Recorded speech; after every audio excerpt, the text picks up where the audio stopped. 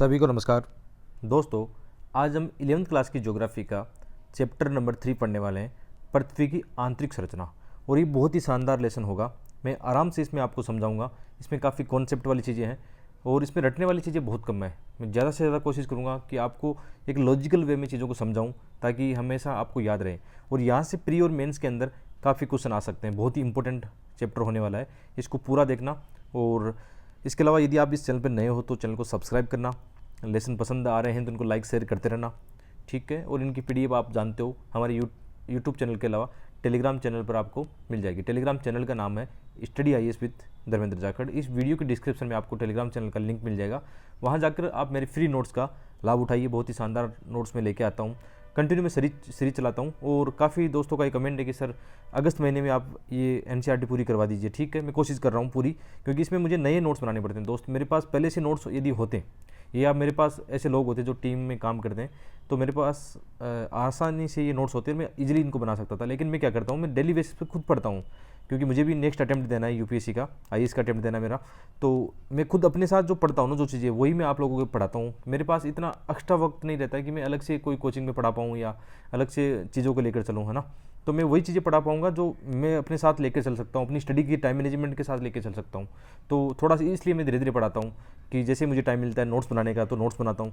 Otherwise थोड़ा यार आप जानते हो, जैसे मुझे NCERT पढ़नी हो तो मैं जल्दी से पढ़ लेता हूँ, लेकिन केवल आप लोगों के लिए ये नोट्स बनाकर आप लोगों को पढ़ाना चाहता हूँ। ठीक है, आपको भी अपने साथ लेके चलना चाहता हूँ, इसलिए थोड़ा टाइम लग रहा है। तो इसमें आप चिंता मत करना, मैं कोशिश कर रहा हूँ, पूरी कोशिश करूँगा कि अगस्त महीने में ज्योग्राफी की NCERT हम पूरी कर लें। ठीक है, तो चलते हैं, आगे बढ़ते हैं। पृथ्वी की आंतरिक संरचना। तो दोस्तों जैसे इसमें काफ़ी ऐसे डायग्राम है जो आपको समझाऊंगा। ठीक है, तो पृथ्वी का जैसे इसमें क्या होता है कि पृथ्वी का जो वर्तमान धरातल है, जैसे हम जहाँ पर बैठे हैं, जहाँ पे आप रहते हो, अपने आसपास देखना पहाड़ियाँ, पर्वत, मैदान, ठीक है, उसमें कितना बदलाव आ रहा है। जैसे आपने देखा कि बचपन में आपके आसपास कोई पहाड़ी थी, वो कितनी ऊंची थी, लेकिन आज जब आप 20-25 साल के हो गए तो उसमें कितना बदलाव आया है। वहाँ के मतलब जो धरातल है उस पर कितना बदलाव आया है। ये कैसे होता है? आप जानते हो कि पृथ्वी पर लगातार क्या होते हैं, अंतर्जात और बहिर्जात जो बल होते हैं। अंतर्जात बल कौन से होते हैं? अंतर्जात जैसे आपका भूकंप है, ज्वालामुखी है, इसके कारण क्या होता है, जो लैंड फॉर्म होते हैं, हमारा धरती या स्थल जो मंडल है उसमें बदलाव आता है। और ऊपर आप जानते हो कि जैसे पवन है, हिमानी है, ऐसी अपर्दनकारी शक्तियाँ जो भी लैंड फॉर्म या स्थलाकृति है उन पर क्या करती है, उनका अपर्दन करती है या निक्षेपण करती है। ठीक है, उसकी वजह से क्या होता है, जो वर्तमान जो लैंड फॉर्म नज़र आता है ये इन्हीं का परिणाम है। तो इनको सामान्य शब्दों में बोलें तो ये बात बहुत अच्छी बात है कि पृथ्वी का वर्तमान धरातल वो स्थलाकृतियाँ लगातार होने वाली बहिर्जात व अंतर्जात प्रक्रियाओं का परिणाम है। ये हमें पता नहीं चलता, ये हो रहा है, प्रकृति में ऐसा हो रहा है, लगातार बदलाव आ रहा है, हमें पता नहीं चलता कब उसमें बदलाव आ जाता है। ठीक है, तो कभी जैसे हम देखते हैं कि जैसे अरावली पर्वतमाला का एग्जाम्पल है, तो ऐसा कहते हैं कि जब अरावली पर्वतमाला बनी थी शुरुआत में, आज जैसे हिमालय वैसी पर्वत श्रृंखला थी, लेकिन आज लाखों सालों के बाद में अरावली पर्वतमाला कितनी छोटी पर्वतमाला बच गई है, मतलब काफ़ी अपर्दन इसका निक्षेपण हो चुका है। ठीक है, तो ऐसे ही इसमें बदलाव आता रहता है। इसके अलावा भूगर्भ की जानकारी के साधन की यदि बात करें, ये टॉपिक इंपॉर्टेंट टॉपिक है। यहाँ से मेंस में क्वेश्चन आ सकता है दोस्तों। मेंस में कैसा क्वेश्चन आएगा ये आपको बताता हूँ कि ऐसा क्वेश्चन आ जाए कि जैसे भूगर्भ की जानकारी या पृथ्वी पर जो भी हो रहा है, जैसे प्लेट ट्विस्टिंग सिद्धांत में पढ़ते हैं कि पृथ्वी पर जो भी घटनाएं घट रही है ना, या पृथ्वी का निर्माण कैसे हुआ, ठीक है, ब्रह्मांड कैसे बना, पृथ्वी का निर्माण कैसे हुआ, ये हम कहाँ से पता लगाएं। ठीक है, तो इसके 2-3 स्रोत हो सकते हैं। एक स्रोत हो सकता है प्रत्येक स्रोत, यानी एक तो जो हमारे पास चट्टानें हैं, जो खनन के माध्यम से होती है, चट्टानें होती है, उनका हम परीक्षण करें कि किस प्रकार हमारी जो पृथ्वी पर उस पर जलवायु रही है, किस प्रकार उस समय जीवाश्म बने थे, किस प्रकार के और मतलब हमें प्राकृतिक खनिज इनके बारे में पता चलता है। कुछ अप्रत्यक्ष स्रोत होते हैं, जैसे उल्कापिंड कई बार पृथ्वी पर गिरते हैं तो उनका भी हम उनकी खोज करते हैं, तब पता चलता है। क्षुद्रग्रह या क्षुद्रग्रह तो नहीं, उल्कापिंड आते हैं यहाँ पे, हाँ, लेकिन क्षुद्रग्रह से भी आजकल जैसे ऐसी मतलब यान या ऐसे मतलब अपने पास विज्ञान प्रौद्योगिकी का विकास हो चुका है कि क्षुद्रग्रह से भी हम आजकल मतलब कोशिश करने लगे हैं कि वहाँ से भी कुछ खनिज लेके आएँ और उनकी जांच करें किस प्रकार ब्रह्मांड की रचना हुई है। तो ऐसे हमारे पास क्या ये अप्रत्यक्ष और प्रत्यक्ष स्रोत होते हैं जिनके द्वारा हम पता लगाते हैं कि हमारी पृथ्वी कैसी है। और आप लोगों को ये भी पता है, जैसे हमारी पृथ्वी जो है यहाँ पे कोर, इसका जो कोर एरिया है, क्रोड जिसको बोलते हैं, कोर को, ठीक है, ये लगभग इसकी त्रिज्या कितनी होगी, ये होगी 6370 किलोमीटर इसकी त्रिज्या है। ठीक है, 6370 किलोमीटर। तो हम पृथ्वी पर मैक्सिमम कितना जा पाए हैं, पृथ्वी की जो गहराई में जाते हैं तो मैक्सिमम केवल हम 12 किलोमीटर का गड्ढा खोद पाए हैं। 12 किलोमीटर तक हमने मतलब इसकी गहराई तक पहुंच पाए हैं अभी तक, है ना। और ये तो 6370 किलोमीटर है। तो अब कैसे पता लगाएं कि अंदर क्या है, अंदर मतलब मैग्मा है या चट्टानें हैं या जैसे हम मानते हैं कि जो कोर एरिया है वो निकल और फेरियम का बना है, ठोस धातुओं का बना है, ठीक है। तो ये कैसा बना, तो इसका पता कैसे लगाएंगे, तो इसका पता लगाते हैं भूकंपीय तरंगों के आधार पर। तो मेंस में जो क्वेश्चन आएगा ना, वो क्वेश्चन ऐसे आएगा कि भूगर्भ की जानकारी के स्रोत कौन से हैं, तो उसमें हम ऐसा कुछ करके लिख सकते हैं। प्री में भी आ सकता है, ये सेम क्वेश्चन प्री में भी आ सकता है। एक मतलब इसमें आ जाएगा, सेम क्वेश्चन आएगा भूगर्भ की जानकारी के प्रत्येक स्रोत कौन से हैं या अप्रत्यक्ष स्रोत कौन से हैं, या कुछ मिला के ऐसा कुछ करके आएगा, ठीक है। तो यदि प्रत्येक स्रोतों की बात करें तो हम जानते हैं कि जैसे खनन करते हैं तो चट्टानों के खनन के दौरान हमें काफ़ी ऐसी चीज़ें मिलती है। पूरा जलवायु के जो जीवाश्म होते हैं, हिमानी जीवाश्म है, या कई चीज़ें हमें मिलती है जिससे पता लगा सकते हैं कि प्राचीन समय में किस प्रकार का जलवायु और किस प्रकार की मतलब चट्टानें रही होगी। इसके अलावा कुछ वैश्विक परियोजना भी लगातार होती रहती है, जैसे एक परियोजना इसमें एनसीईआरटी में दिया गया है, डीप ओशियन ड्रिलिंग प्रोजेक्ट, ऐसे कुछ ला सकते हैं। तो आपकी जिम्मेदारी क्या है, थोड़ा सा इनको गूगल करना, जानना इसके बारे में है क्या, डीप ओशियन ड्रिलिंग प्रोजेक्ट क्या है, कौन किसको करता है, कहाँ पे इसका हो रहा है, ऐसा कुछ करना थोड़ा सा। इसके अलावा एक इंटीग्रेटेड ओशियन ड्रिलिंग प्रोजेक्ट भी चल रहा है वैश्विक स्तर पर, जो कि क्या कर रहे हैं, भूगर्भ की जानकारी हासिल करने के लिए ऐसे प्रयास किए जा रहे हैं। और इस ड्रिल के दौरान पता लगाया गया कि जैसे आर्कटिक जो महासागर है ऊपर की तरफ आप देखना, नॉर्वे के ऊपर एक कोला क्षेत्र है वहाँ पे, ठीक है। ये आपका होमवर्क है, ठीक है, होमवर्क है। आप एक काम करना, होमवर्क में ये देखना कि कोला क्षेत्र कहाँ पे है, कोला प्रायद्वीप कहाँ पे है। आप जैसे आपने यूरोप का नक्शा देखा होगा ना, जैसे ये नॉर्वे ऊपर है ना, ऐसा करके यहाँ पे नॉर्वे, तो कोला प्रायद्वीप देखना आपको इस तरह आर्कटिक सागर में देखने को मिलेगा यहाँ पे, ठीक है। बहुत इंपॉर्टेंट लोकेशन है ये, सामरिक लोकेशन है या और भी मतलब इंपॉर्टेंट लोकेशन है, तो इसको ज़रूर देखना आप, ठीक है। ऐसा करना चाहिए। मैं चाहता तो इसको आराम से आपको सब बता सकता हूँ, लेकिन एनसीईआरटी यही है। एनसीईआरटी में जब तक आप अपनी मानसिक क्षमताओं को विकास नहीं करोगे ना, खुद सेल्फ स्टडी नहीं करोगे, उतने अच्छे मार्क्स आपके प्री और मेंस में नहीं आएंगे, नहीं इंटरव्यू में आप अच्छा परफॉर्म कर पाओगे। इसलिए मेरी कोशिश हमेशा ये रहती है कि मैं जो न्यू एस्पिरेंट है उनको ये बताऊँ कि नहीं यार, मैं जो पढ़ा रहा हूँ वो पर्याप्त नहीं है आपके लिए, आप जो खुद पढ़ोगे ना वो ज़्यादा सफिशिएंट है आपके लिए, ठीक है। बार बार पढ़ोगे, मैं कह रहा हूँ कि सभी बच्चों को 5 बार एनसीईआरटी पढ़नी है, तो आप यदि 5 बार उसको पढ़ते हो, उस चीज़ को सोचते हो कि मैं ऐसा क्यों बोल रहा हूँ, उसका बहुत ज़्यादा मतलब महत्व होता है, ठीक। इस बात का ध्यान रखना है, ठीक है। प्रत्येक स्रोतों में हमने बात की कौन कौन से स्रोत है, ऐसा प्री में कुछ स्टेटमेंट वाले कुछ आएंगे कि प्रत्येक स्रोतों में खनन चट्टानें होती है, ज्वालामुखी होते हैं, ऐसे कुछ आएगा। प्रत्येक स्रोतों में जैसे भूकंप है, चुंबकीय क्षेत्र है, गुरुत्वाकर्षण की क्रियाएं, इनसे प्रत्येक समय जानकारी मिलती है, ठीक है। तो ये हमें पता होना चाहिए। तो प्रत्येक स्रोतों में क्या हो गया, खनन चट्टानें हो गई और ज्वालामुखी हो गया। ज्वालामुखी से भी हम जानते हैं कि जैसे प्रत्यक्ष रूप से धरती पर जो भी लावा मैग्मा आता है, ठीक है। लावा मतलब इसको बोलेंगे बाहर वाले को, और मैग्मा होता है अंदर वाला, ठीक है। इसमें कन्फ्यूज ज़्यादा मत होना। जो भी मतलब ज्वालामुखी जो तरल पदार्थ होता है ना, अंदर में उसको मैग्मा बोलते हैं, और जब ये बाहर आ जाता है ना उसको लावा बोलते हैं, ठीक है। तो इससे भी हम इसकी जांच करके पता लगा सकते हैं कि भूगर्भ के अंदर तापमान कैसा है, चट्टानों का घनत्व कैसा है, किस प्रकार के खनिज उसमें पाए जाते हैं, तो इसका पता लगाया जाता है। इसके अलावा अप्रत्यक्ष स्रोत कौन से हैं, अप्रत्यक्ष स्रोत में हम जानते हैं कि गहराई के साथ में तापमान व दबाव तथा घनत्व में वृद्धि होती है। ये कैसे पता चला, ये खनन के माध्यम से पता चला। तो खनन को हम दोनों तरीके दृष्टिकोण से रख सकते हैं, एक प्रत्यक्ष स्रोत में भी रख सकते हैं, अप्रत्यक्ष स्रोत में भी रख सकते हैं, ठीक है। और इसके अलावा उल्काएं अप्रत्यक्ष स्रोत में, जैसे पृथ्वी पर कई सारी उल्काएं आके गिरती है, तो जब उल्काओं का हम पता लगाते हैं तो उसमें जो मटेरियल होता है उसका पता चलता है कि इसका मतलब जो ब्रह्मांड है या जो ग्रह है या पिंड है वो एक जैसे मतलब पदार्थों से बने होंगे, उसका आइडिया लगा सकते हैं हम थोड़ा सा। मतलब उतना साइंटिफिक आइडिया तो नहीं लगा पाएंगे, लेकिन कुछ न कुछ तो वहाँ से तथ्य या कुछ सबूत हमें मिल सकते हैं, ठीक है। तो इसके अलावा क्या है, गुरुत्वाकर्षण बल हम जानते हैं, जैसे हमारी पृथ्वी है, ठीक है, हमारी पृथ्वी ऐसे है, ठीक है। तो ये आर बड़ा है और ये आर छोटा है, तो आप ये जानते हो ना, गुरुत्वाकर्षण बल किसी पिंड की मतलब उस पर डिपेंड करता है, दूरी पर डिपेंड करता है और द्रव्यमान पर डिपेंड करता है। तो आपने कभी देखा ना कि ध्रुवों पर गुरुत्व बल ज़्यादा है। क्यों ज़्यादा है, क्योंकि जो पृथ्वी के केंद्र से दूरी इसकी कम है, किसकी, ध्रुवों की, इसकी ज़्यादा है। तो दूरी बढ़ने पर गुरुत्वमान घटता है, ये आपने पढ़ा होगा साइंस में, है ना। इसलिए ध्रुवों पर, ये क्वेश्चन ऐसा लॉजिकली आ सकता है कि क्या कारण है कि ध्रुवों पर गुरुत्वाकर्षण बल का मान अधिक है, तो आप इसको बता सकते हो कि पृथ्वी के केंद्र जो कि भारी धातु से बना निकल और फेरियम से द्रव्यमान ज़्यादा है इसका, तो इसकी दूरी मतलब ध्रुवों पर कम है, क्योंकि पृथ्वी चपटी है ना, ऐसे मतलब पृथ्वी चपटी है, ऐसे बिल्कुल गोल नहीं है। और ये आर बड़ा है और ये आर छोटा है, R1 मतलब छोटा है, दूरी छोटी है, इसको डिस्टेंस में मापे तो दूरी छोटी है, और ये दूरी क्या है, त्रिज्या ये बड़ी है। तो यहाँ पर गुरुत्व बल भूमध्य रेखा पर इसकी तुलना में, मतलब किसकी तुलना में, ध्रुवों की तुलना में कम होगा, ठीक है। उससे फर्क पड़ता है, गुरुत्वाकर्षण बल से बहुत सारी चीज़ों का फर्क पड़ता है, ठीक है। गुरुत्वाकर्षण, चुंबकीय क्षेत्र क्या होता है दोस्तों, जैसे ये हमारी पृथ्वी है, ठीक है, ये हमारी पृथ्वी है, और पृथ्वी लगभग क्या है, इसमें कोण बनाती है अपने एक्स के सारे कितने का, 66.5 डिग्री का कोण बनाती है। और यहाँ पे ये उत्तरी ध्रुव है और ये दक्षिण ध्रुव है, ये तो भौगोलिक ध्रुव हो गए। एक और ध्रुव बनते हैं, चुंबकीय ध्रुव, जैसे चुंबकीय ध्रुव ऐसा बनता है यहाँ से, ठीक है। और ये ना साउथ भी हो सकता है, नॉर्थ, ये उल्टा सीधा कैसे भी हो सकता है, नॉर्थ हो सकता है या साउथ हो सकता है। ये भौगोलिक ध्रुव अलग होते हैं, जो अभी हमारे उत्तरी ध्रुव दक्षिण ध्रुव है, लेकिन चुंबकीय ध्रुव अलग होते हैं। और चुंबकीय ध्रुव, ये चुंबकीय क्षेत्र का निर्माण कैसे होता है, पृथ्वी का जो कोर होता है ना, इंद्र कोर, ठीक है, ऐसे मैं बताता हूँ। जैसे ये पृथ्वी है, इसका एक जो इंद्र कोर होता है, इंद्र कोर बना निकल और फेरियम से, भारी धातुओं से। जो आउटर कोर है ना, वो है अर्ध पिघलित मैग्मा से बना हुआ है। तो ये क्या करता है, एक डायनमो की तरह काम करता है, जैसे गाड़ियों में डायनमो काम करता है ना, तो ये आउटर कोर इसके चारों ओर चक्कर लगाता रहता है, ठीक है। और इसके अंदर क्या होता है, डायनमो इफेक्ट के कारण या इलेक्ट्रोमैग्नेटिक वेव यहाँ से पैदा होती है, ठीक है, जिसके कारण क्या होगा, यहाँ से मतलब ऐसे तरंगें निकलती है, ये अपनी चुंबकीय क्षेत्र बनता है ऐसे ऐसे करके ना। तो ऐसे चुंबकीय क्षेत्र का निर्माण होता है, हर ये कोर की वजह से होता है। यदि ये आउटर कोर है ना घूमना बंद कर देना इसके इंद्र कोर के चारों ओर, तो ये जो क्षेत्र होता है ये काम ही नहीं करेगा, ये बन ही नहीं पाएगा, ये मैग्नेटिक फील्ड बनेगा नहीं। और मैग्नेटिक फील्ड नहीं बनेगा, मैग्नेटिक नहीं फील्ड बनेगा, तो जो सूर्य से आने वाली मैग्नेटिक वेव है ना, ये हमें नष्ट कर देगी हमारी पृथ्वी को।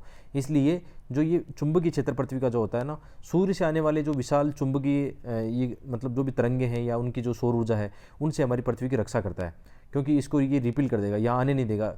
जो पृथ्वी का चुंबकीय क्षेत्र होता है ना, सूर्य की जो चुंबकीय क्षेत्र होता है, उनको रिपील कर देगा। हाल ही में घटना घटी थी, इसलिए मैं ये बता रहा हूँ कि ऐसा क्वेश्चन प्री में आ सकता है हाल ही में, क्योंकि हाल ही में आप जानते हो ना, सौर मतलब तूफान आया था, ऐसा चुंबकीय तूफान आया था, जिसके कारण ऐसा संभावना जताई जा रही थी कि पृथ्वी पर कुछ नुकसान हो सकता है, कुछ इफेक्ट हो सकता है उसका। ज़्यादा नुकसान तो हुआ नहीं, ज़्यादा इफेक्ट उसका देखा नहीं गया, दूरी क्षेत्रों में इसका इफेक्ट देखा गया था, ठीक है, कुछ ना कुछ। तो ऐसे करके होता है। तो चुंबकीय क्षेत्र ऐसे बनता है, डायनामो सिद्धांत से बनता है। कैसे, आउटर कोर जब इंद्र कोर के चारों ओर चक्कर लगाता है, ऐसे बनता है। ये नॉर्मल चीज़ें हैं, नॉर्मल वाली चीज़ें थोड़ी बहुत पता होनी चाहिए आपको, है ना, बेसिक चीज़ें पता होनी चाहिए, ताकि कहीं भी ऐसे क्वेश्चन आए तो उसको आप स्किप ना करो। ऐसा क्वेश्चन मेंस में आ गया चुंबकीय क्षेत्र वाला, और अभी हमने चर्चा की, तो आपने कुछ भी थोड़ा बहुत सीखा ना, यहाँ से थोड़ा बहुत भी सीखा, तो इसको आप आराम से क्वेश्चन को क्या कर सकते हो, हैंडल कर सकते हो। और आप में से जो ज़्यादा मतलब जिज्ञासु प्रवृत्ति के व्यक्ति हैं, ठीक है, या महिला पुरुष जो भी है, ठीक है, ये क्या कर सकते हैं, तुरंत गूगल करेंगे, तुरंत यूट्यूब पे डालेंगे इसको, और उसको ज़्यादा समझेंगे यार कि पृथ्वी का ये चुंबकीय क्षेत्र बनता कैसे है, कैसे डायनामिक सिद्धांत काम करता है। और ये अभी जो मैंने डायग्राम बनाए, ये डायग्राम को क्या करोगे आप अपनी मेंस के एग्जाम में बना के आ जाओगे, ऐसा क्वेश्चन आएगा तो, ठीक है। तो इसमें है कि गुरुत्वाकर्षण बल ध्रुव पर अधिक होता है और भूमध्य रेखा पर कम, ये लॉजिक हमने अभी पढ़ा था, ठीक है। और इन लेसन से संबंधित कोई भी आपके कमेंट हो तो कमेंट में करा करो, अच्छे वाले कमेंट करा करो। मैं देखता हूँ ज़्यादा कमेंट लोग पढ़ाई को लेकर नहीं करते हैं, फालतू बातों के लिए खूब कमेंट करेंगे, इधर उधर की बातों के लिए करेंगे, ठीक है, लेकिन जो लेसन हम पढ़ते हैं इनमें कोई समस्या हो तो ऐसे कमेंट बहुत कम लोग करते हैं। कोई बात नहीं, ऐसा इसका मतलब या तो आप ज़्यादा सीख रहे हो या मैं ज़्यादा अच्छा से समझा रहा हूँ, तो आपके कोई कमेंट बचता ही नहीं है, अच्छी बात है दोनों ही। चलो, इसमें एक चीज़ आई, गुरुत्व विसंगति, ग्रेविटी एनोमली। ये क्या है कि पदार्थों के घनत्व व द्रव्यमान में अंतर के कारण अलग अलग स्थानों पर गुरुत्वाकर्षण बल क्या होता है, उसमें भिन्नता आती है। बिल्कुल भिन्नता आएगी कि पृथ्वी के अंदर अलग अलग, हम जानते हैं कि अलग अलग क्षेत्रों में किस प्रकार के पदार्थ हैं, किस प्रकार उनका घनत्व है, किस प्रकार उनका द्रव्यमान है। तो इसके कारण क्या होता है, गुरुत्व के मान में या गुरुत्वाकर्षण बल में भी इसमें भी अंतर पाया जाता है। बिल्कुल सही बात है, ठीक है। अभी आगे हैं भूकंप, ठीक है। जैसे हम पढ़ रहे थे कि पृथ्वी की भूगर्भ की जानकारी के हमारे पास अप्रत्यक्ष स्रोत है।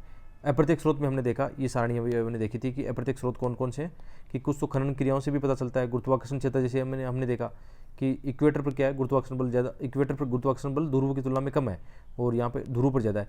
इसका मतलब एक आइडिया तो लगता है कि यार यहाँ पे ज़्यादा क्यों है। इसका मतलब वैज्ञानिकों ने पता लगा कि जो हमारी पृथ्वी का जो आकार है ना, वो मतलब ऐसा है, चपटी टाइप की है, जिसमें ध्रुव पर क्या केंद्र से दूरी कम है। इसके कारण गुरुत्वाकर्षण बल का मान भी वहाँ पे ज़्यादा पाया जाता है। इसका मतलब कुछ तो पता लगा भूगर्भ के बारे में कि भूगर्भ के अंदर किस प्रकार की धातुओं का क्या बना हुआ है। इसीलिए तो कहते हैं ना कि कोर जो निकल और फेरियम का बना है, ऐसे ही पता लगाया गया था। इसी तरह भूकंप इसमें बहुत बड़ा रोल निभाता है। अर्थक्वेक के माध्यम से भी हम पृथ्वी के भूगर्भ की जानकारी को हासिल कर सकते हैं। तो भूकंप क्या होता है, ये कंपन है। कंपन क्या है, जब ऊर्जा रिलीज होती है ना, मतलब स्थल मंडल में या चट्टानों से जब ऊर्जा रिलीज होती है, तो वही एक तरंग की जो होता है एनर्जी के कारण, और जिसके कारण धरातल में कंपन होता है, वही क्या कहलाता है, भूकंप होता है। और ऊर्जा के निकलने से भूकंपीय तरंगों का उत्पन्न होता है। और मुख्य रूप से जो पृथ्वी की जो मतलब जो भूकंप आते हैं, उसमें 3 तरह की तरंगें होती हैं। एक तो होती है पी तरंगे, प्राथमिक तरंगे बोलते हैं, एक सेकेंडरी तरंगे होती है, एक धरातलीय तरंगे होती है, ठीक है। इनको थोड़ा सा हम समझते हैं कैसी तरंगे काम करती है, क्या होता है इनमें, बेसिक थोड़ा बहुत समझने की कोशिश करते हैं। बाकी इनमें और ज़्यादा डिटेल के लिए आप क्या कर सकते हो, वही बात है, थोड़ा जिज्ञासु प्रवृत्ति की बनाओ, थोड़ा यूट्यूब पर गूगल पर करते रहो, ठीक है, कैसे काम करते हैं। जैसे हम बात करते हैं, खाली जगह लेते हैं यहाँ पे, जैसे ये हमारी पृथ्वी है, ठीक है। अब सपोज करो यहाँ पे जैसे कोई भूकंप आया है अंदर की तरफ, है ना। इस ज़्यादातर भूकंप कहाँ पे आएंगे, वो स्थल मंडल में आएंगे नीचे की तरफ, ठीक है, जहाँ पे दुर्बलता मंडल है वो भी अभी पढ़ेंगे, स्थल मंडल क्या है, दुर्बलता मंडल क्या है, ठीक है। जैसे यहाँ पे सबसे पहले क्या होता है, अर्थक्वेक की जो जनरेट होता है, जहाँ जिसको बोलते हैं फोकस बोलते हैं, अधिकेंद्र जिसको बोलते हैं, ठीक है। और यहाँ से जैसे सबसे ऊपर ये तरंगे ऊपर धरातल पर पहुँचने की कोशिश करती है, तो सबसे पहले जो तरंगे पैदा होती है ना वो पी तरंग पैदा होती है, ठीक है। पी तरंग क्या करती है, पी तरंग ऐसे चलती है, सीधी चलती है, और धरातल पर जैसे ही ऊपर आती है तो इसमें क्या होता है, कंपन या जो होता है उसके मतलब समकोण समानांतरी होता है एक तरह से हम कह सकते हैं कि पी तरंग जैसे ऐसे चलती है तो उसमें कंपन और जो होता है वो समानांतरी होता है इसके तरफ, ठीक है। और जो एस तरंग जो होती है ना, एस तरंग सेकेंडरी तरंग वो ऐसे चलती है थोड़ी सी, मतलब इसके समकोण पे चलती है, और जहाँ पे दोनों मिलती है ना, जहाँ पे मतलब ऐसे चलती है, मतलब ऐसे तरंगे, एक पी तरंग एक एस तरंग, ठीक है। और जहाँ पे दोनों मिलती है धरातल के ऊपर है ना, वहाँ पे धरातलीय तरंगे निकलती है, धरातलीय तरंगे, ठीक है। तो एक तरंग होगी पी तरंग, एक होगी एस तरंग, एक होगी आपकी धरातलीय तरंगे। और धरातलीय तरंगे ये होती है जो हमारी इनको इमारतों की गिराती है ना, या हमारे इंफ्रास्ट्रक्चर को नुकसान पहुंचाती है, वो होती है धरातलीय चट्टानें। ये खतरनाक वाली चट्टानें, मतलब खतरनाक वाली चट्टानें क्या, खतरनाक तरंगे होती है। तो इनको आपको समझना थोड़ा सा ज़रूरी है कि पी तरंग क्या होती है, एस तरंग क्या होती है, ठीक है। और धरातलीय तरंगे कौन सी होती है, तो तरंगे कौन सी होगी, 3 प्रकार की तरंगे होगी आपकी, एक प्राथमिक तरंगे, एक एस तरंगे। तो आप इससे सोच के देखो एक बार कि यार इनसे हम पृथ्वी की जो आंतरिक भूगर्भ उसकी जानकारी कैसे पता लगा सकते हैं, कि पी तरंगों के माध्यम से, एस तरंगों के माध्यम से, या धरातलीय तरंगों के माध्यम से कैसे पता लगा सकते हैं। तो अभी हम पढ़ने वाले हैं थोड़ी देर बाद में, इसमें आगे आएगा कि जो पी तरंगे होती है ना, ये क्या करती है, ठोस में से ज़्यादा गति करती है। जैसे जैसे इसको ज़्यादा घनत्व वाला या ठोस वाला मिलेगा ना मामला, तो ये ज़्यादा स्पीड से गति करेगा। इसका मतलब पृथ्वी के आंतरिक क्षेत्र में हम पता लगाएंगे कि जहाँ से हमने तरंगों को गुजारा ना, तो इसका मतलब वहाँ से तरंगों की स्पीड गति बढ़ जाती है या कम हो जाती है। जैसे एस तरंगे क्या करती है, ठोस तरंगों में या द्रव्यमान जहाँ पे मतलब जहाँ पे तरलता की बात आती है उसमें दिक्कत करती है। मतलब वैसे पी तरंगे जो है ना तीनों में से गुजर सकती है, आपका ठोस जल द्रव्य जो भी है ना सब में से गुजर सकती है, इसका कुछ सीमाएं हैं, वहाँ से गुजर नहीं सकती, ठीक है। धरातलीय तरंगे चलो ऊपर धरातल पर स्थल मंडल पर ऊपर दिखाई देती है, जहाँ पे अपनी चट्टानें गिरने लगती है, चट्टानें क्या मतलब इमारतें गिरने लगती है, ठीक है। तो मुख्य रूप से ये तरंगे होती हैं। आगे बढ़ते हैं। तो पृथ्वी पर भूकंप क्यों आता है, ठीक है, क्यों आता है। तो इसमें क्या होता है, जब हम कभी प्लेट विवर्तन सिद्धांत इसमें लेसन में आएगा तब पढ़ेंगे। तो सबसे इंपॉर्टेंट चीज़ तो दोस्तों ये होता है कि पृथ्वी पर भूकंप क्यों आता है। तो हम जानते हैं कि जैसे ये हमारी प्लेटें हैं, ठीक है, एक प्लेट दूसरी प्लेट के नीचे जाती है, ठीक है, वहाँ से कई बार ज्वालामुखी फूटती है, चट्टानों में कुछ मतलब कंपन होता है तो भूकंप आता है। कई बार जब दो प्लेटें एक दूसरे से अलग होती है ना, तब भी उनमें जब टूटती है ना तो भूकंप की घटनाएं घटती है। तो मुख्य रूप से जितनी भी भूकंप की घटनाएं घटती है ना दोस्तों, ये हमारे जो प्लेट विवर्तन सिद्धांत इन्हीं से जुड़ी हुई है, कि जो हमारी स्थलमंडल का जो विस्तार हो रहा है ना, महाद्वीप और महासागर मतलब प्रतिवर्ष प्लेटों के साथ खिसकाव इनका होता है, गति करते हैं, उन्हीं की वजह से भूकंप आते हैं। और ऐसी घटनाओं, इसलिए आप देखना कभी भी भूकंप की जो घटनाएं होती है ना, कहाँ पे होती है, प्लेटों के सहारे होती है, या प्लेटों की जो सीमाएं होती है भ्रंश के सहारे होती है। तो भ्रंश या दरारों के किनारों पर ऊर्जा का निकलना, तो चट्टानें विपरीत दिशाओं में गति करती है, ऊर्जा तरंगें सभी दिशाओं में गतिमान होती है। और सामान्य तौर पर यदि भूकंप के बारे में आप लिखना चाहो तो ऐसा नहीं लिख के आप प्लेट विवर्तन सिद्धांत को लिखोगे ना, तो भी आपको मेंस के अंदर अच्छे मार्क्स आएंगे, कोई दिक्कत नहीं है। इसके अलावा इसमें भूकंप उद्गम के अंदर है, फोकस क्या है, ये इसको अवकेंद्र या हाइपोसेंटर भी बोलते हैं, कि जहाँ से सर्वप्रथम ऊर्जा निकलती है। जैसे अभी हमने पढ़ा ना, ये पृथ्वी है, यहाँ से मतलब सबसे पहले ऐसी घटनाएं घटी है, तो मतलब इसको बोलते हैं फोकस बोलते हैं, ठीक है, भूकंप उद्गम के अंदर। और जब सबसे पहले ये जहाँ पर पृथ्वी पर पहुँचती है ना, ऊपर धरातल पर पहुँचती है, ऊपर ऊपरी तौर पर, उसको बोलते हैं अधिकेंद्र, एपिसेंटर। और ये 90 डिग्री पर होता है। जैसे यहाँ भूकंप आए तो ये 90 डिग्री के ऊपर चांसेस बनेंगे, क्योंकि पी तरंग क्या करती है, ये सीधी चलती है, ठीक है, इसलिए मतलब 90 डिग्री पर ही इस पर संभावना रहती है ऊपर आने के लिए, ठीक है। आगे देखते हैं। आराम से पढ़ के इसको लेसन को पढ़ना जरूरी है, ठीक है, बहुत ही आसान भाषा में समझेंगे इसको, कोई दिक्कत हो तो आप कमेंट जरूर करना। तो ये हो गया धरातल का वह क्षेत्र जहाँ पे सर्वप्रथम भूकंपीय तरंगों को महसूस किया जाता है। तो ये हो गया, जैसे हम इनको डायग्राम में देखना चाहें तो ये हो गया आपका भूकंप उद्गम के अंदर। और यहाँ से 90 डिग्री पर मान के चलते हैं, यहाँ मान लो चाहे यहाँ 90 डिग्री पर मान लो, क्या हो जाएगा आपका अधिकेंद्र, एपिसेंटर यहाँ पे होगा, ठीक है। एपिसेंटर पर ही तो आपकी वो धरातलीय तरंग निकलती है।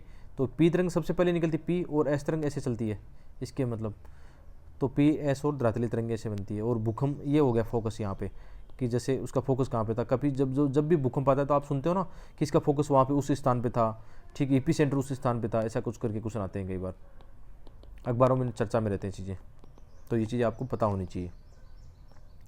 आगे जैसे भूकंपीय तरंगे, तो भूकंपीय तरंगों को हमने भी पढ़ा था कि भूकंपीय तरंगे क्या होती है। सभी प्राकृतिक भूकंप स्थलमंडल में ही आते हैं जो 200 किलोमीटर तक होते हैं। सही बात है, स्थलमंडल में भूकंप आएंगे, नीचे की तरफ क्यों आएंगे, मतलब जो स्थल मंडल होता है, अभी पढ़ेंगे स्थल मंडल क्या होता है, थोड़ा सा देखेंगे। तो भूकंपीय तरंगे दो प्रकार की हो गई, एक तो भूगर्भीय तरंगे, भूगर्भीय यानी आंतरिक तौर पर, एक होती है धरातली तरंगे। धरातली तरंगे अभी हमने पढ़ा कि सबसे विनाशकारी होती है। अब भूगर्भीय तरंगों में भी दो भाग हैं, एक पी तरंग यानी प्राइमरी वेव, एक सेकेंडरी वेव यानी द्वितीयक तरंग इसको बोलते हैं। तो इसमें यह भी है कि तरंगों का वेग जो होता है ना, गति जो होती है ना, अलग अलग घनत्व वाले पदार्थों से गुजरने पर परिवर्तित हो जाता है। इसीलिए तो पता लगाते हैं ना, इसीलिए तो पृथ्वी के आंतरिक जो भूगर्भ उसके स्रोत की जानकारी मिलती है कि किस प्रकार की चट्टानें हैं, किस प्रकार का घनत्व है, किस प्रकार का द्रव्यमान और तापमान है। ये भूकंपीय तरंगों के माध्यम से पता लगता है। और ऐसा क्वेश्चन आ सकता है मेंस में, सीधा सीधा क्वेश्चन ये आ सकता है कि किस प्रकार भूकंपीय तरंगे पृथ्वी के आंतरिक भूगर्भ को समझने में हमारी सहायता करते हैं। ये मेंस में ऐसा क्वेश्चन आ सकता है दोस्तों, इसमें ध्यान में रखना, ऐसा क्वेश्चन मेंस में आ सकता है, इसलिए इसको ध्यान रखना। वो प्री में भी ऐसे क्वेश्चन भी स्टेटमेंट वाले क्वेश्चन आ जाएंगे, ठीक है।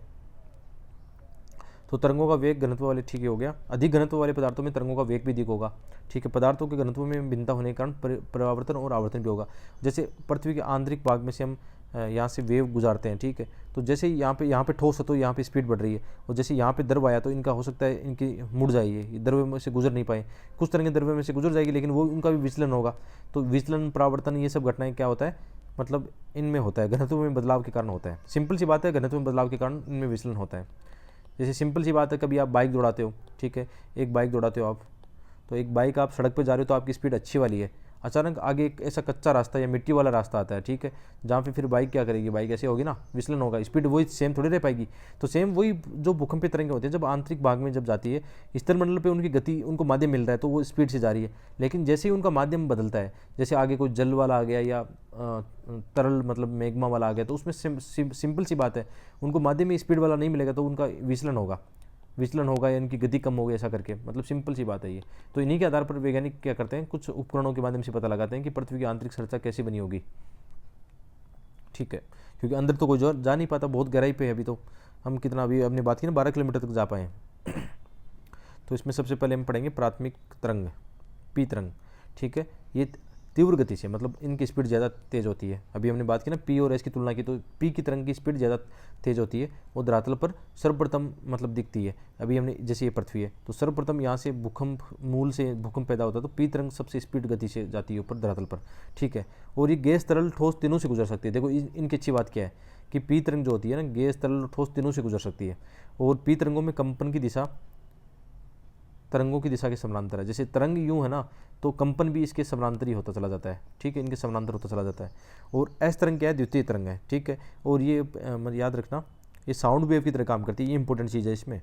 पी तरंग जो होती है साउंड वेव की तरह काम करती है, और ये शायद लाइट वेव की तरह काम करती है, जो एस तरंग जो होती है ना, द्वितीय तरंग, तो ये केवल ठोस से गुजर सकती है। अभी देखो एस तरंग जैसे हम गुजारेंगे यहाँ से, तो एस तरंग हम गुजारते हैं, जैसे ठोस आ रहा है तो ये चल रही है, लेकिन जैसे ही द्रव है या इसका तरल वाला मामला, मैग्मा वाला मामला आएगा, तो ये क्या हो जाएगी, यहाँ से नहीं गुजर पाएगी, तो ये क्या हो जाएगी, इस तरफ से निकल जाएगी। तो एस तरंग का हम जब ग्राफ देखेंगे तो एस तरंग का ग्राफ इस एरिया में पाया नहीं जाएगा, इस तरह का ग्राफ इस एरिया में नहीं पाया जाएगा। इसका मतलब पता लगा सकते हैं कि पृथ्वी का जो आंतरिक भाग है ना कैसा बना है। अभी आगे देखेंगे यही ग्राफ और एक डायग्राम, पाई चार्ट देखने वाले हैं हम,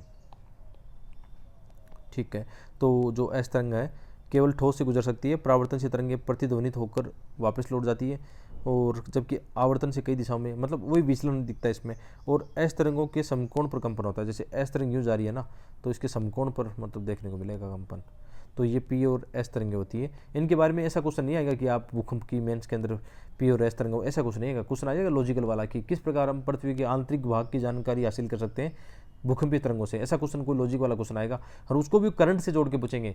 आईएएस मेंस के अंदर यदि ज़्यादा से ज़्यादा अच्छे मार्क्स लाने हैं तो एक ऐसा न्यूज़पेपर जो डेली बेसिस पर आप पढ़ते हो, जो आपकी एग्जाम को सही से आगे ले, एग्जाम के लिए सही से आपके मतलब संसाधनों का सही सदुपयोग करना हो, तो मतलब द हिंदू जैसा न्यूज़पेपर आपके लिए बेस्ट रहेगा। और मैंने कितनी बार हिंदी मीडियम के विद्यार्थियों के लिए ऐसी चीज़ें बनाई है कि यार आप द हिंदू को खुद पढ़ो, हमारे पास ऐसे आजकल टूल आ गए, मैंने बताया भी, ताकि द हिंदू को हिंदी में कैसे पढ़ सकते हैं वो वीडियो देख लो आप। तो प्रयास करना चाहिए। तो जो एग्जाम में क्वेश्चन पत्र आएगा ना, तो स्टैटिक प्लस करंट को जोड़ के आएगा, डायरेक्ट ऐसा क्वेश्चन कोई भी नहीं आएगा। आजकल ज्योग्राफी के भी मैंने देखे हैं, काफ़ी रिसर्च किया, तो इनमें एक चीज़ नोटिस की है कि ज्योग्राफी के अंदर भी जैसे जीएस फेस्ट के अंदर 5-6 क्वेश्चन आते हैं, और इसी तरह जीएस 3 के अंदर भी 4-5 क्वेश्चन ज्योग्राफी से जुड़े आते हैं। तो ये स्टैटिक पार्ट वाला केवल स्टैटिक पार्ट का नहीं आएगा कि सीधे सीधे लॉलीपॉप वाले क्वेश्चन आएंगे, ये दोनों जोड़ के आएगा, करंट भी पूछेगा और स्टैटिक भी उसमें जोड़ के पूछेगा,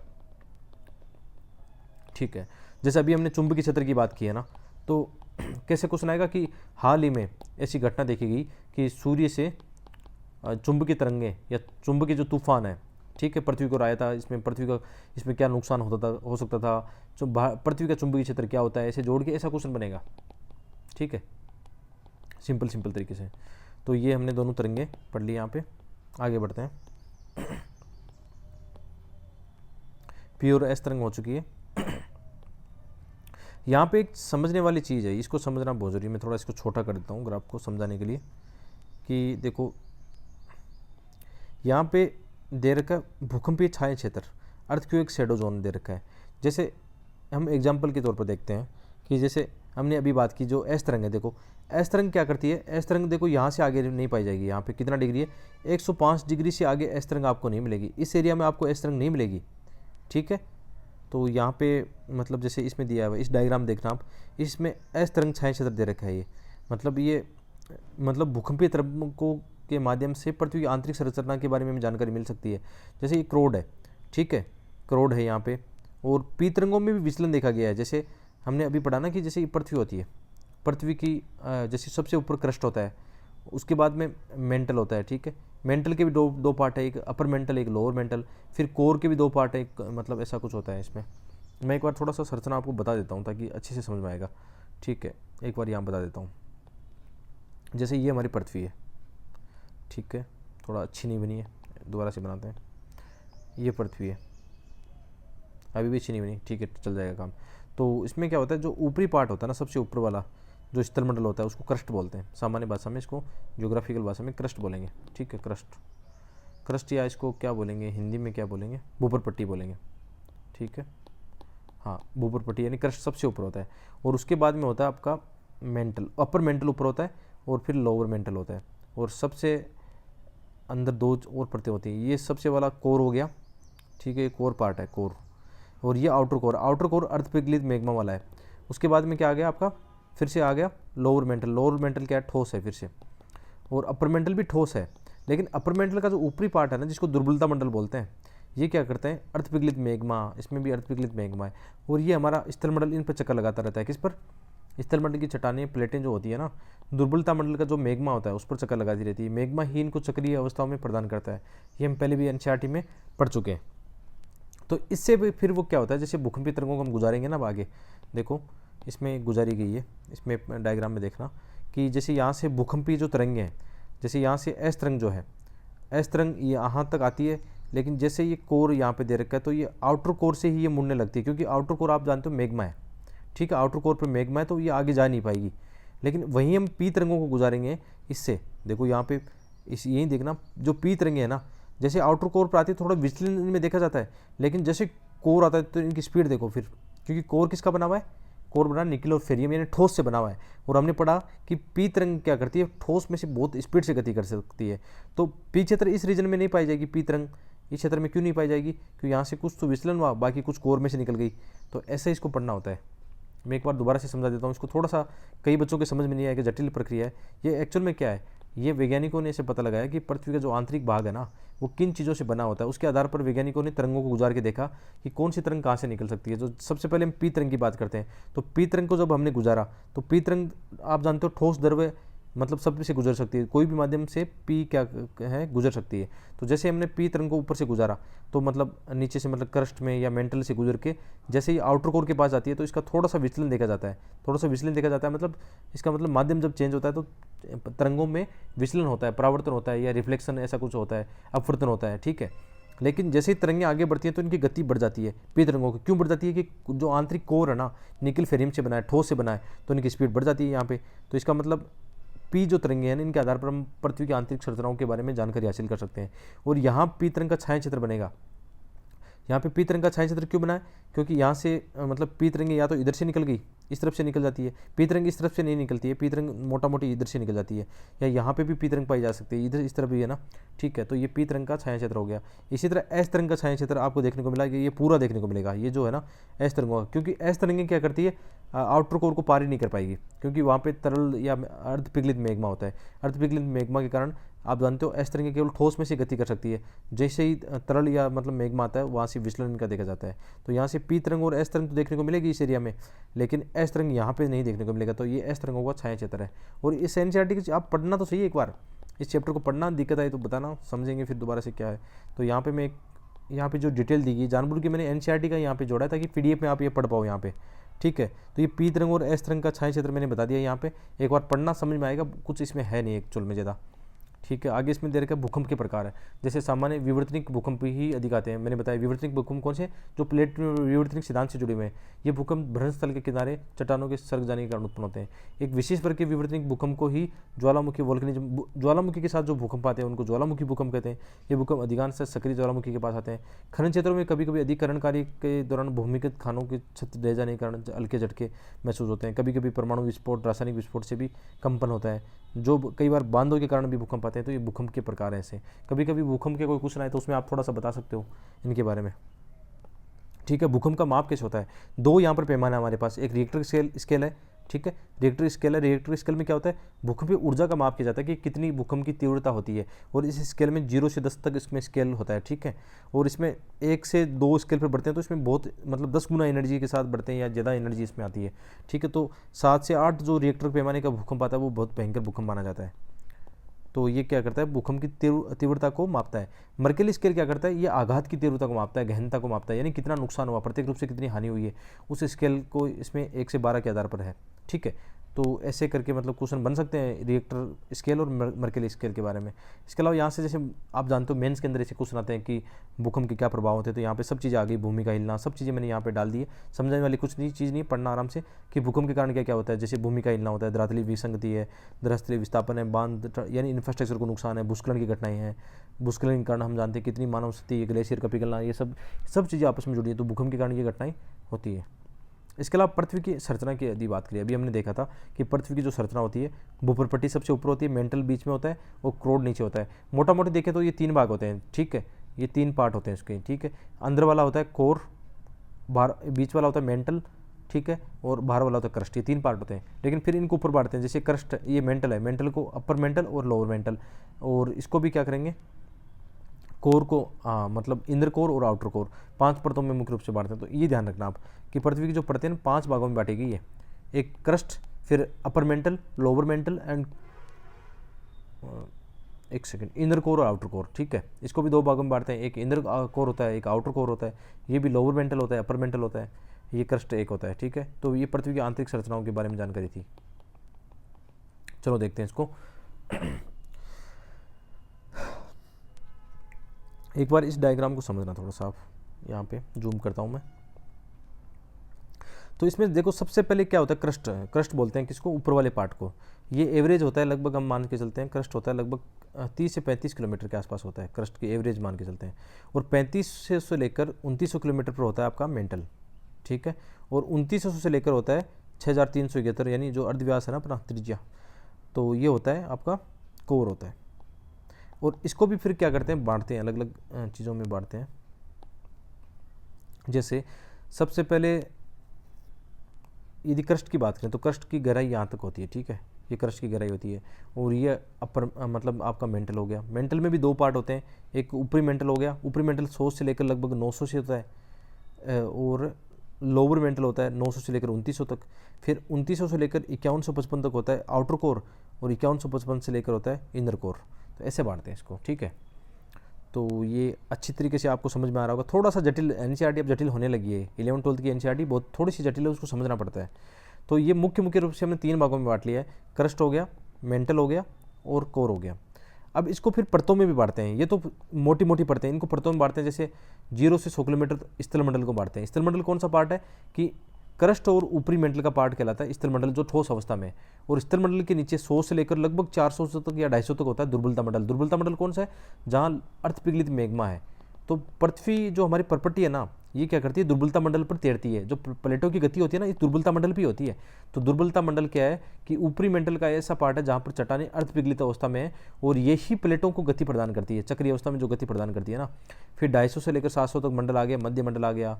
फिर 900 से लेकर 2900 तक अलग मंडल है, आग्नेय मंडल नीचे, ऐसा करके कुछ मंडल बनाए गए हैं पृथ्वी के आंतरिक भागों में।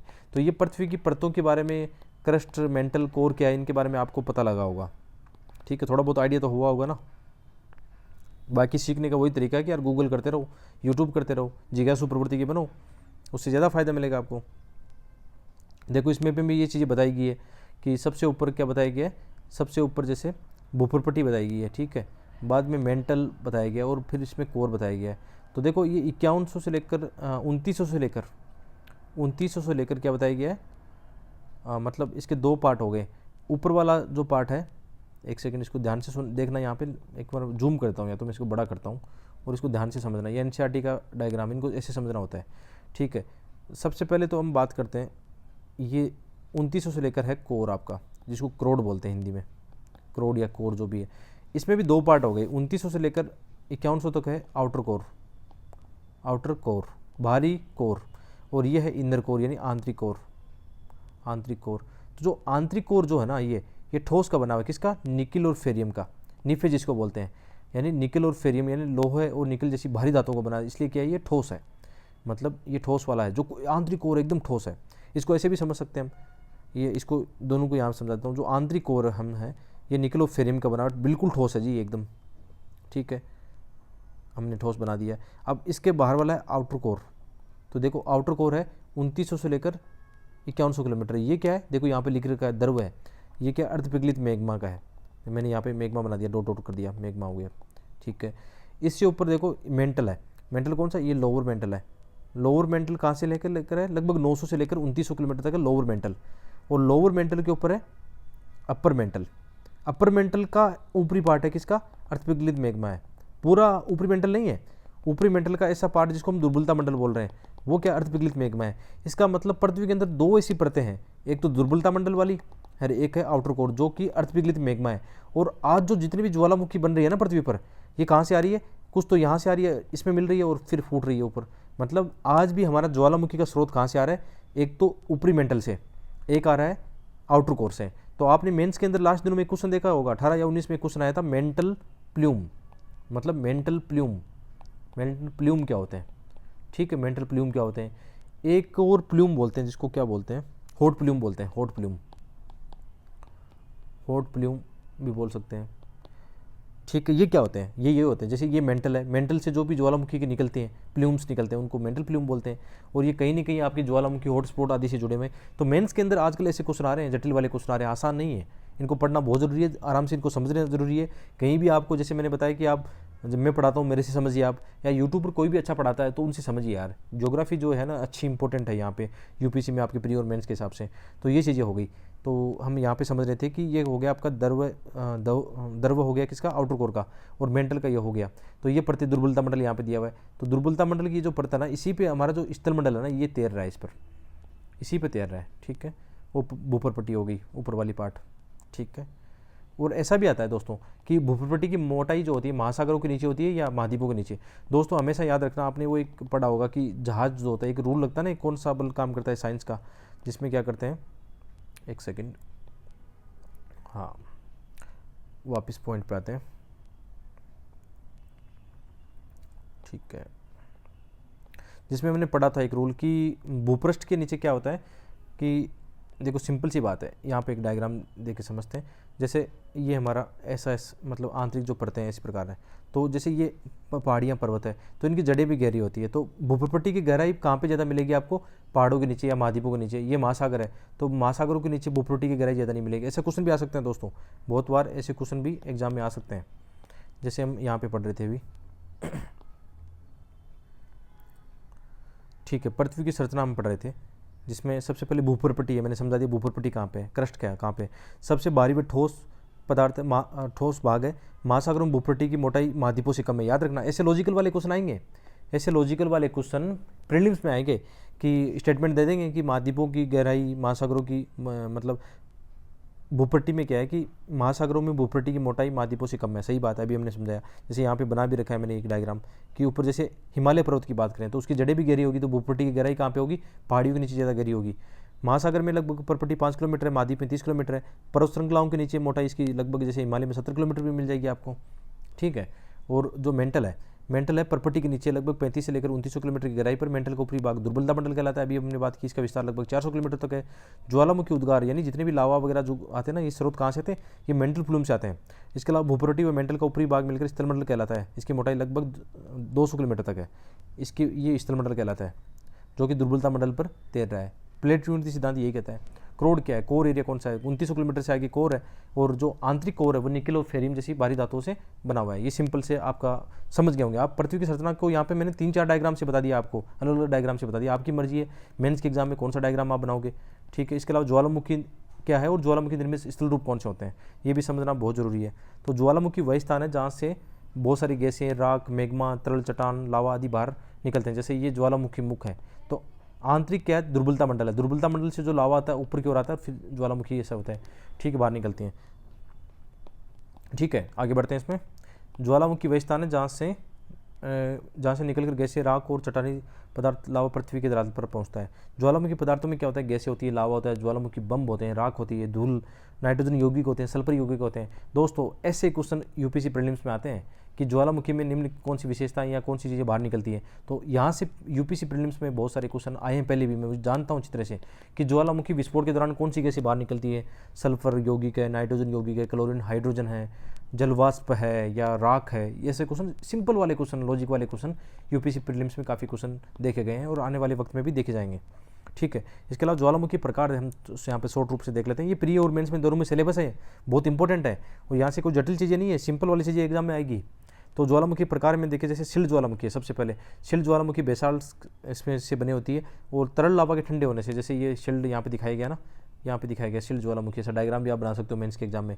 ये कम ढाल वाले होते हैं और इसमें विस्फोट भी उतना ज़्यादा होता नहीं है, लेकिन कभी कभी विस्फोट में यदि यहाँ पे कचरा भर जाए या तो जो ज्वालामुखी मेघमा बाहर नहीं निकल पाएगा तो विस्फोट हो सकता है। तो बेसाल्ट पर्वा को छोड़कर ये विश्व में सबसे ज़्यादा विशाल है। इसके साक्ष्य जो हवाई द्वीप में हमें देखने को मिलेंगे शिल्ड ज्वालामुखी के। इसके अलावा कुछ मिश्रित ज्वालामुखी भी है, जिसमें क्या होता है, लावा अधिक ठंडा, गाढ़ा, चिपचिपा, जैसे विस्फोट अधिक होता है, ठीक है। हाँ, याद रखना विस्फोट में इसमें क्षमता ज़्यादा होता है। यदि कोई चिपचिपा, गाढ़ा, तरल तत्व, मैग्मा बोलते हैं जिसको, होता है तो उसमें विस्फोट की संभावना भी ज़्यादा होती है। तो मिश्रित ज्वालामुखी के ऐसे एग्जाम्पल है। इसके अलावा ज्वालामुखी कुंड या कालेडेरा जिसको बोलते हैं, क्या है, ये सर्वाधिक विस्फोट वाले क्या है, ज्वालामुखी है। और विस्फोट से क्या होता है, गड्ढे का निर्माण होता है, जैसे ये ऐसे बनते हैं, ठीक है। यहाँ पे ये कालडेरा, तो जैसे ये बनता है तो विस्फोट के कारण ये टूट जाता है और ये कालडेरा का निर्माण होता है, ज्वालामुखी कुंड का निर्माण होता है। कई बार इसमें पानी भर जाने के बाद ज्वालामुखी झील भी बन जाती है, ठीक है। विस्फोट से गर्द का निर्माण होता है, ये ज्वालामुखी कुंड कहलाता है। बेसाल्ट पर्वा दोस्तों होता है कि जैसे आराम से शांत ज्वालामुखी की तरह इसमें लावा बाहर निकलता रहता है। जैसे अक्सर ये देखा जाता है ज्वालामुखी हॉटस्पॉट, जैसे ये पृथ्वी है तो हॉटस्पॉट के माध्यम से ज्वाला जो मैग्मा होता है वो लावा के रूप में बाहर निकलता रहता है और लावा के रूप में जमता रहता है। तो ये विस्फोट नहीं करता, ये एक पंप की तरह है, जैसे नलकूप से पानी निकालते हैं ना, उसी तरह ये ज्वाला बाहर निकलती रहती है और बेसाल्ट का प्रवाह होता रहता है। और ऐसा हमारे प्रायद्वीपीय पठार में भी देखा गया था। प्रायद्वीपीय पठार में जब गोंडवाना भूमि बनी थी ना हमारी, उसमें यहाँ पे जब अफ्रीका से टूटकर हमारी जो भारतीय भूमि है या भारतीय जो प्लेट है अफ्रीका से टूटकर रियूनियन द्वीप से गुजरी थी, उस समय बेसाल्ट लावा का यहाँ पे प्रसार हुआ था। जैसे एग्जाम्पल के तौर पर देखें, जैसे ये अफ्रीका है, ठीक है, और यहाँ पे इंडियन प्लेट थी और यहाँ पे रियूनियन हॉटस्पॉट है यहाँ पे। तो जैसे ही अफ्रीका से हमारी जो इंडियन प्लेट अलग होती है तो यूनियन हॉटस्पॉट से गुजरती है, तो वहाँ से बेसाल्ट का लावा हमारी जो प्रायद्वीपीय पठार है इस पर फैल गया था। जो आज के आपके काली मिट्टी के क्षेत्र है ना जहाँ पे, वहाँ पे बेसाल्ट का लावा ही फैला हुआ है। कभी आप देखोगे तो प्रायद्वीपीय पठार में बेसाल्ट की चट्टानें सर्वाधिक मिलेगी, जहाँ पे काली मिट्टी की चट्टानें हैं। तो ये किसके साक्ष्य हैं, ये पुराने समय में हॉटस्पॉट ज्वालामुखी के एग्जाम्पल है, जिसको बेसाल्ट प्रवाह क्षेत्र भी कहते हैं। एग्जाम्पल देखो यहाँ पे लिख भी रखा है, भारत का दक्कन ट्रेप। इसके अलावा कई मध्य सागरीय कटक ज्वालामुखी है। जैसे आप देखना, जैसे मैप बना के यहाँ पे मैं समझाता हूँ। जैसे ये दक्षिणी अमेरिका है यहाँ पे, ठीक है, और यहाँ पे उत्तरी अमेरिका है और यहाँ पे अफ्रीका है और यहाँ पे यूरोप है, ठीक है। ऐसे करके आराम से समझ दिया। यहाँ बीच में आप जानते हो एस की आकृति का क्या है, मध्य अटलांटिक कटक है। एस की आकृति का यहाँ पे अटलांटिक महासागर है। तो यहाँ पे क्या होता है, चट्टानें विपरीत दिशाओं में या प्लेटें विपरीत दिशाओं में गति करती है। तो नीचे से जो मैग्मा आता है वो कटकों का निर्माण करता है। कटक यानी सागर की आंतरिक जो पहाड़ियाँ होती हैं उनको कटक बोलते हैं। तो यहाँ से भी क्या होती है, ज्वालामुखी उद्गार होता है। लेकिन ये बहुत रचनात्मक कार्य करता है, हमारी प्लेटों को गति प्रदान करता है, नई प्लेटों का निर्माण करता है, नई चट्टानों को निर्माण करता है, कटकों को निर्माण करता है। ये बहुत ही इंपॉर्टेंट है हमारी पृथ्वी के लिए, ठीक है। तो मध्य महासागरीय कटक ज्वालामुखी ऐसी होगी जहाँ पे अपसारी सीमा काम करती है, दो प्लेटें विपरीत दिशा में जाती है, अंदर का जो मैग्मा होता है बाहर लावा के रूप में आता है और कटकों के रूप में उसका जमा होता है, ठीक है। इसके अलावा बहुत सारी ज्वालामुखी स्थलाकृतियाँ भी बनती है। जैसे बेथोलित क्या है, बेथोलित एक ज्वालामुखी स्थलाकृति है। आंतरिक रूप से यदि आग्नेय चट्टानों का जमाव होने लगता है या लावा का जमाव आंतरिक तौर पर होने लगता है, बाहर नहीं आता है, मैग्मा का जमाव अंदर ही होने लगता है। लावा तो बाहर आता है और मैग्मा अंदर ही रहता है, ठीक है। मैग्मा का बड़ा पिंड भूपट्टी में गहराई में गुंबद के रूप में जम जाता है। कभी कभी जैसे ये हमारी पृथ्वी है, ठीक है, और अंदर ही इसके अंदर कोई नीचे से ज्वालामुखी आई और ऊपर उसको निकलने का मौका नहीं मिला, अंदर ही जम गई गुंबद के आकार की। लेकिन आगे जाकर जैसे यहाँ पे क्या होता है, अपर्दन हो जाता है। अपर्दन के कारण क्या होगा, अपर्दन के कारण ये कभी कभी गुंबद बाहर निकल आता है। कभी कभी ऐसा देखने को मिलता है पठारों में कि कठोर चट्टानें बाहर निकल रही, ग्रेनाइट की चट्टानें होती हैं, तो उसका निर्माण बेथोलित के रूप में नजर आता है, ठीक है। तो ये बेथोलित हो गया। इसी प्रकार ग्रेनाइट के बड़े पिंड जो होते हैं अनाच्छादन प्रक्रियाओं से कभी कभी बाहर निकल आते हैं। आपने कई जगह देखना, आप कठोर ग्रेनाइट की चट्टानें बाहर निकल रहती है धरातल पर। उसी तरह एक लेकोलित होता है, तो गुंबदनुमा होता है, विशाल आंतरिक चौर पर चट्टानों को जमा होता है तथा इसका तल समतल व पाइप रूपी नली से जुड़ा होता है। जैसे कर्नाटक में ऐसा देखा गया ग्रेनाइट का पठार। इसी प्रकार बहुत सारी अन्य स्थलाकृतियाँ भी होती है, ज़्यादा इंपॉर्टेंट यहाँ से नहीं है, एक दो कुछ इंपॉर्टेंट है।